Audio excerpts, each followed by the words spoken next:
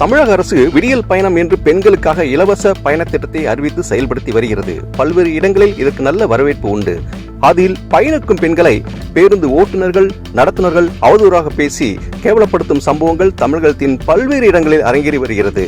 இந்நிலையில் கோவை உக்கடத்திலிருந்து சூலூர் சுல்தான்பேட்டைக்கு செல்லும் S27 என்ற எண் கொண்ட அரசு நகர பேருந்தில் உக்கடத்தில் ஏறிய ஒரு பெண்மணி பிரகாசம் 5 கார்னர் என்ற பேருந்து நிறுத்தத்தில் இறங்க வேண்டும் என்று கூறியுள்ளார்.